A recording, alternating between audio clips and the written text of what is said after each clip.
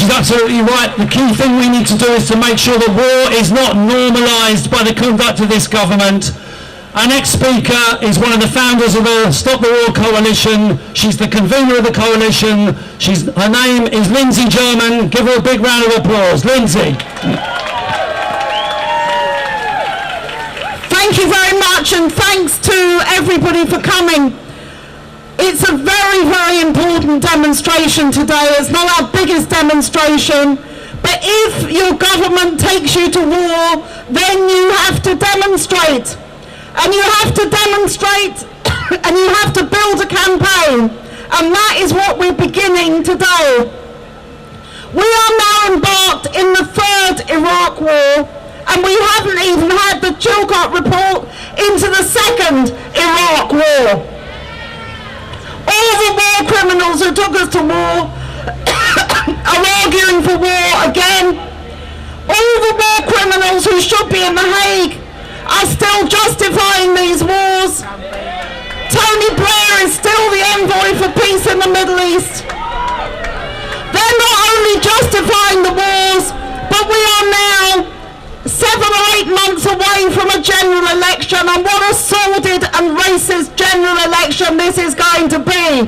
And how much they are using Islamophobia and attacks on civil liberties in order to build up their horrible right-wing politics. David Cameron's in Afghanistan again this week, claiming that that was a success when it was a complete failure, as has every intervention been.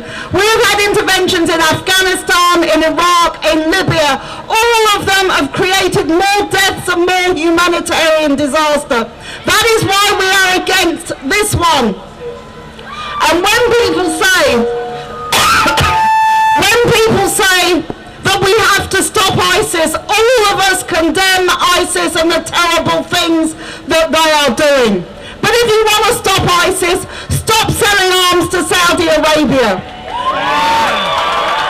If you want to stop ISIS, stop supporting dictatorships in the Middle East who are now in alliance with the United States and Britain.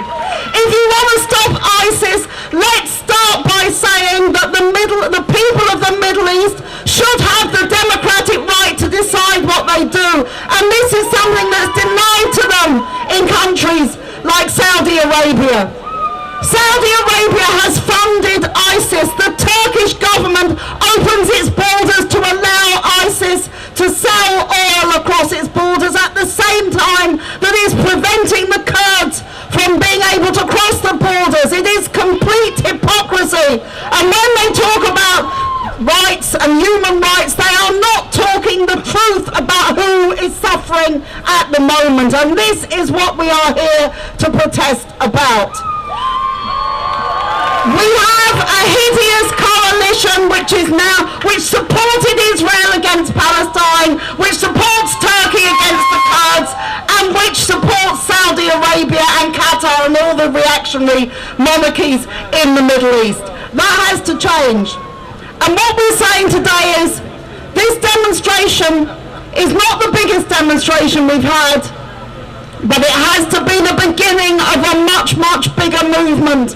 We had millions on the streets in 2003 and we didn't stop the war. If we had stopped the war, there would be no ISIS, there would be none of the problems that we now face. And we have to build that movement again. And that's why everybody here, congratulations for coming from Liverpool, from Manchester, from Reading, from Cambridge, from Birmingham, from all the places that people have come from.